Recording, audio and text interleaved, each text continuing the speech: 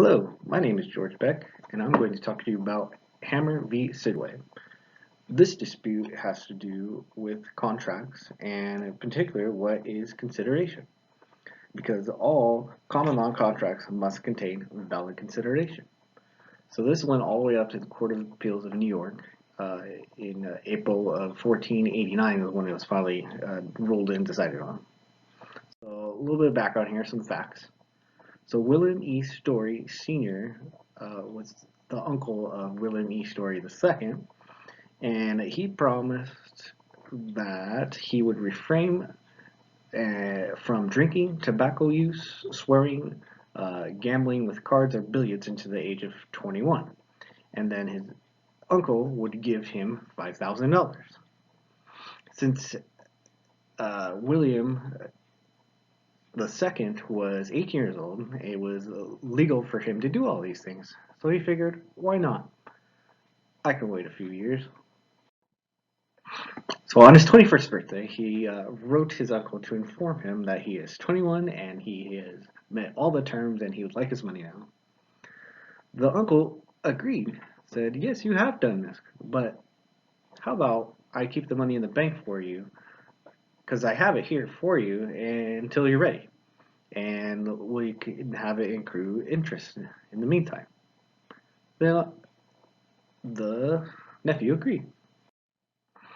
In the meantime, in February of 1875, he transferred interest to his wife, and then she later transferred it to Louisa Hammer, the plaintiff in this story. And this was all agreed upon by the uncle, and with his knowledge. The money's sent in the bank.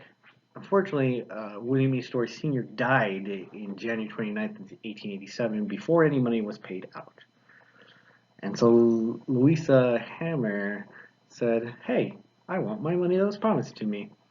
So she contacted Franklin Sidway, the executive uncle's estate, the defendant in this case, to get the money. He said no. There is no enforceable contract. His nephew gave no consideration for the promise. And so suit was filed. So in the trial court, Hammer won. It was decided in her favor. In appellate division, Hammer ended up losing because Sidway wanted to appeal it. And so Hammer said, wait a second. And so she appealed all the way up to the Court of Appeals of New York, the highest court in New York. And she won. So why did she win? Because the court decided what is consideration. So consideration is not limited to benefiting one party. Consideration is also found when a party agrees to incur a detriment. Forbearance can constitute adequate consideration sufficient to form a valid and enforceable contract.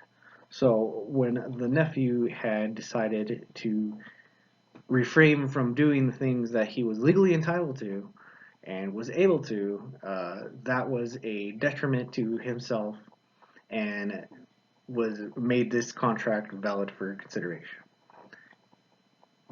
So that's what consideration. Thank you.